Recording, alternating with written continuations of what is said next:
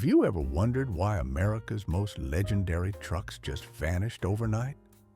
Today, we're not just counting down canceled rigs, we're bringing you untold stories from veteran drivers who lived behind their wheels. From Alaska's ice roads to cross-country hauls, these aren't just machines that disappeared. They're rolling pieces of history with real stories that shape trucking forever. This is the definitive list. Before we dive into trucking history, hit that subscribe button if you want the real stories behind America's greatest rigs. We're building the biggest community of veteran truckers on YouTube. 22nd, GMC Astro 95 and Chevrolet Titan, 1969 to 1987. Let's start by clearing up confusion from last time, folks. The GMC Astro 95 and Chevrolet Titan weren't different trucks. The Titan was just a rebadged Astro. General Motors played the same game with these cab-overs that they did with cars. The Astro 95 was GM's serious attempt at the cab-over market. Spacious cab, decent visibility, and you could spec it with Detroit diesel power. But here's the truth about that smooth as butter ride quality. These cab-overs rode rough, especially empty. The short wheelbase made them bounce like a basketball on bad roads. When 1982 length regulations changed, allowing longer combinations, the whole cab-over market died. Drivers wanted the comfort of long-nose conventionals, and GM couldn't justify keeping the Astro alive. The real tragedy? These trucks were built solid enough to run decades, but the market moved on. 21st, International Transtar 2, 1979 to 1986. The Transtar 2 was International's vision of trucking's future. Aerodynamic, fuel-efficient, and comfortable. The tilting cab made maintenance easier, and the aerodynamics actually worked better than the brick-shaped competition. But truckers rejected it for looking too different. That futuristic styling scared traditional buyers who wanted trucks that looked like trucks. Plus, International was having serious quality control problems that left drivers stranded. One veteran told us about his old J.B. Hunt Transtar. No air ride, no power steering. It wasn't trucking, it was a rodeo. He said one hand stayed on the wheel, the other in the air like he was bronc riding. And when the electrics died, he found the ground wire hidden under the passenger floor. He fixed it himself, showed the mechanic, and got fired for it. Here's the irony, folks. Today's trucks look exactly like the Transtar 2. International was just 20 years ahead of the curve, but being right too early killed them. 20th, Mack Superliner, 1977 to 1993. Now we're talking about a real trucker's truck. The Superliner was built for one purpose: hauling heavy loads across America's toughest roads. That massive hood could house the biggest engines Mack built, including the legendary E9 V8 that would make your ears ring. The cab was spacious, the build quality was pure Mack, and these trucks were designed to run 1,000,000 miles. But emission regulations made those big V8s obsolete, and fuel economy became more important than raw power. Today, a clean Superliner with an E9 costs more than some new trucks. That's how much real truckers respect these machines. 19th, White Road Boss, 1977 to 1981. The Road Boss promised everything: aggressive styling, comfortable cab, and serious power options. Cummins, Cat, Detroit, all the good engines were available. For a moment, it looked like White might have a winner. But quality control was a nightmare. These trucks spent more time in the shop than on the road. Electrical problems, transmission failures, cooling system issues, the road boss had them all. White went bankrupt in 1980, and the road boss died with the company. The few survivors are collector's items, mainly because they're so rare, most ended up in junkyards. 18th, Diamond Rio Royale, 1967 to 1975. Diamond Rio built the most beautiful trucks ever to roll down American highways, and the Royale was their masterpiece. This wasn't just transportation, it was rolling art with handcrafted details you'll never see on modern trucks, real wood trim, chrome that could blind you from a mile away, and paint jobs that were works of art. Every Royale was essentially custom built. Performance-wise, you could spec one with enough power to pull a mountain. The problem was cost. All that handcrafted quality came with a price tag that scared fleet buyers.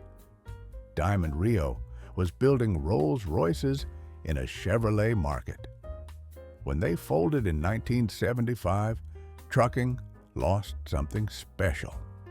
17th, Autocar, a 64B, 1950 to 1987.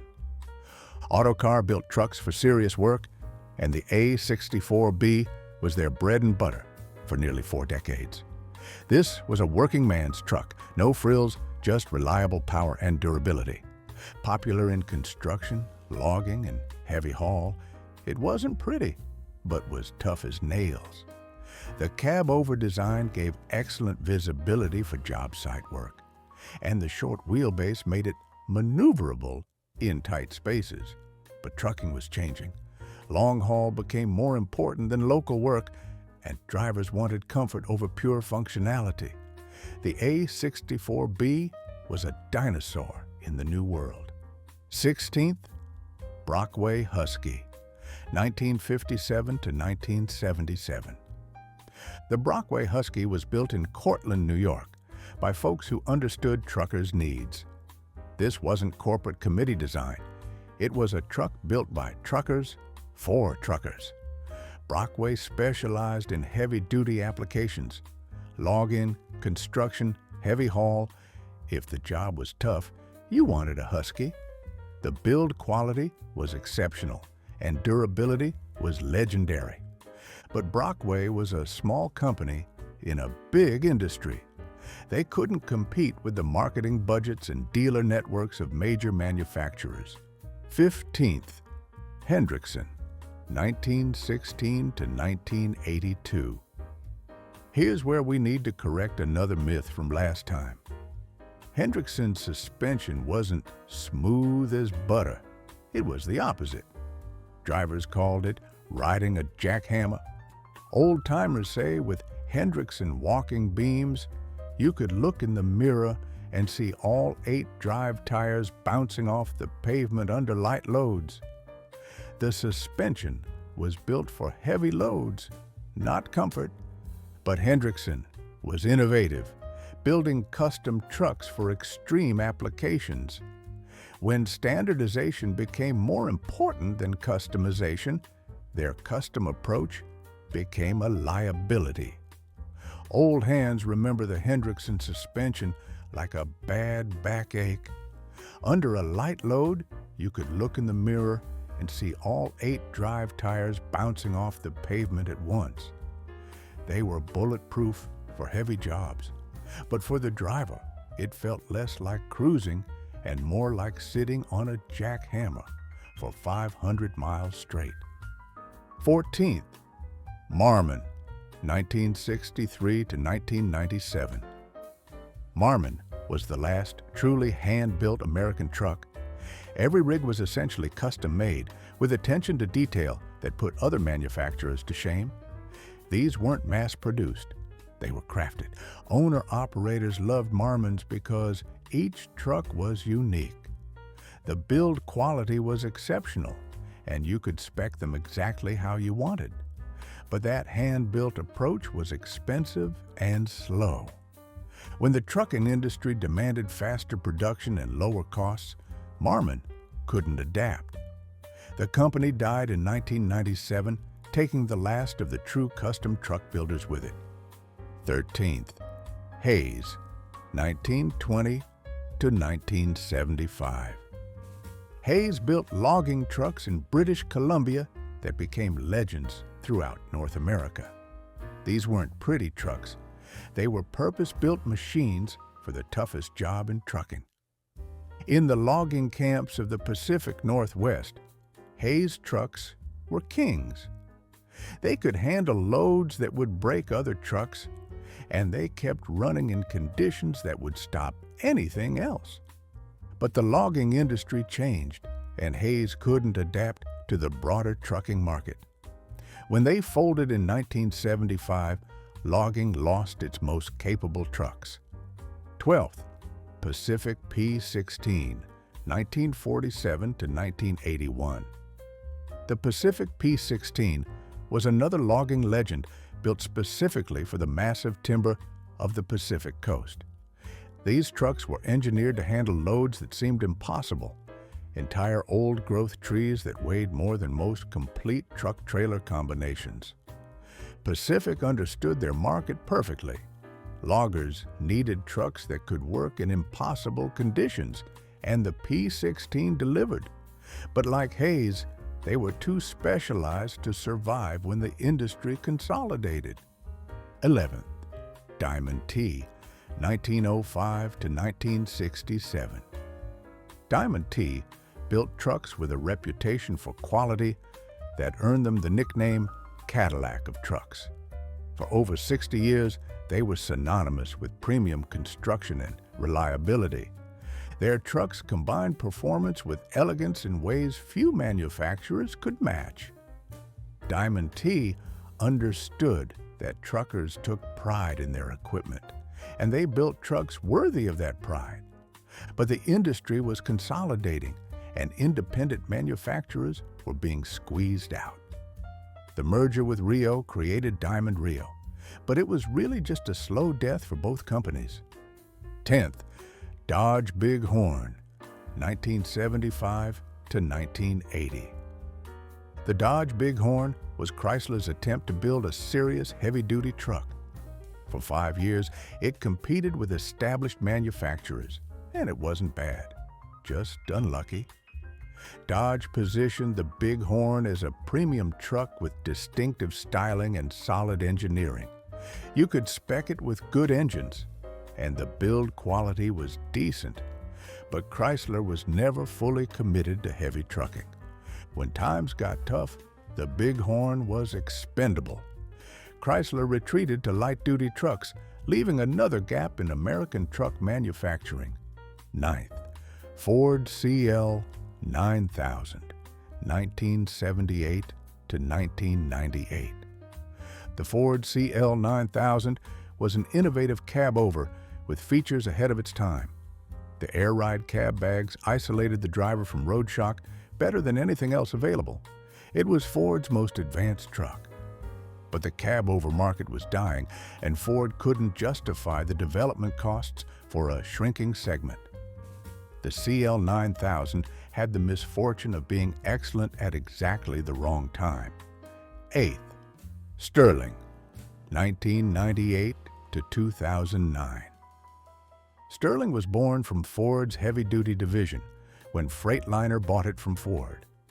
These trucks carried on Ford's engineering with Freightliner's backing, and they were actually pretty good. But Daimler, Freightliner's parent company, decided they didn't want to compete with themselves. Sterling was killed not because the trucks were bad, but because of corporate politics. It's a perfect example of how good trucks die for reasons that have nothing to do with quality or performance. 7th, Ford Louisville, 1970 to 1998. The Ford Louisville was built for serious work: construction, logging, heavy haul. This wasn't a pretty truck, but it was tough as nails and designed to handle the heaviest loads America could throw at it. Ford positioned the Louisville as their heavy-duty flagship, and it delivered. Spacious cab, excellent visibility, and you could spec it with enough power to pull a mountain. Construction companies and logging operations swore by them, but the market was changing. Even heavy-duty buyers wanted style with substance. The Louisville's utilitarian design started looking dated compared to the competition. When Ford canceled it in 1998, trucking lost one of its most capable workhorses. Sixth, Corbett, 1907 to 1958. Corbett was a North Carolina company that built trucks the Southern way, tough, reliable, and built to last. For over 50 years, they were a respected name in regional trucking. Their trucks were known for durability and ease of maintenance. These weren't fancy machines, but they were dependable workhorses that kept freight moving. But as trucking became national instead of regional, small manufacturers couldn't compete. Corbett tried to expand beyond their southern base, but lacked the resources to compete nationally. Fifth, Rio, 1915 to 1975. Rio Motor Truck Company built some of the most respected trucks in American history. Their Gold Comet series was particularly popular with owner-operators who wanted something special. Rio's engineering was always top-notch. They pioneered features that became industry standards, and their build quality was consistently excellent. But independent manufacturers were being squeezed out by companies with deeper pockets. Fourth, Mack B Series, 1953 to 1966. The Mack B Series was the truck that built America's interstate highway system. Tough, reliable, and built to work. Everything a construction truck should be. Back in 1974, a trucker took a 1964 Mack B model up the Dalton Highway from Fairbanks to Prudhoe Bay. Over the years, he also drove Pete 281S, Chevy Titans, GMC Astros, Brockways, even a 55 Kenworth Butterfly Hood. And here's the kicker. 50 years later, he's still driving that same road. That ain't nostalgia, folks. That's living trucking history rolling through the Arctic. The B Series featured Mack's legendary build quality and durability. Construction companies loved them because they could handle abuse that would kill other trucks. But the trucking industry was evolving. Long-haul comfort became more important than pure durability. Third, International S Series, 1979 to 1987. The International S Series was supposed to save International Harvester's truck division. Modern styling, improved aerodynamics, better fuel economy. It had everything the market demanded. The S Series featured a completely new cab design more comfortable and aerodynamic than anything International had built before. You could spec it with all the best engines. But International was in financial trouble. Quality control suffered, and dealers were going out of business. Even a good truck couldn't save a company falling apart. Second, Peterbilt 281, 1954 to 1976. Now we're talking about trucking royalty. The Peterbilt 281 wasn't just a truck, it was a statement. This was the rig every trucker dreamed of owning. The 281 featured Peterbilt's legendary build quality and attention to detail. Every truck was essentially hand-built, with fit and finish that put other manufacturers to shame. The styling was timeless, that long hood, distinctive grille, perfect proportions. Even today, it's the most beautiful truck ever built. But emission regulations forced Peterbilt to modernize, and the 281's classic design couldn't accommodate new requirements. First, Kenworth W900A, 1976 to 2007. Here it is, folks, the king of canceled American trucks. The Kenworth W900A was everything a long-haul trucker could want. And when they canceled it, trucking lost its soul. The W900A was the ultimate owner-operator truck. Long hood, spacious cab, and presence that commanded respect on every highway in America. This wasn't just transportation, it was a way of life. Kenworth built the W900A with no compromises. The ride quality was exceptional, build quality was legendary, and you could spec it exactly how you wanted it. Every W900A was unique, just like its owner. But emission regulations killed the W900A. The long hood couldn't accommodate all the new emission equipment, and Kenworth had to redesign everything. When the last W900A rolled off the line in 2007, trucking lost its most iconic machine. There you have it, Road Warriors, the real story of 22 legendary canceled American trucks. Some died because of regulations, others because of corporate greed, and a few just because the market moved on. But here's what gets me fired up. Every one of these trucks represented American ingenuity, craftsmanship, and the spirit of the open road. When we lost these trucks, we lost part of what made trucking great. The good news is many of these machines are still out there, waiting for someone who appreciates real trucking history. If you're lucky enough to find one in good shape, don't let it slip away. Now, I want to hear from you drivers. Have you ever owned one of these canceled beauties? Drop your experiences in the comments below. I read every single one. If this deep dive into trucking history got your motor running, smash that subscribe button. We're building the biggest community of real truckers on YouTube, and every subscription helps us keep the shiny side up. Until then, keep the rubber on the road and remember what one old-timer told me. They can cancel our trucks, but they can't cancel the roads we conquered or the drivers who lived these stories. These weren't just machines. They were partners to the men and women who built America, 1 mile at a time. Stay safe out there, drivers.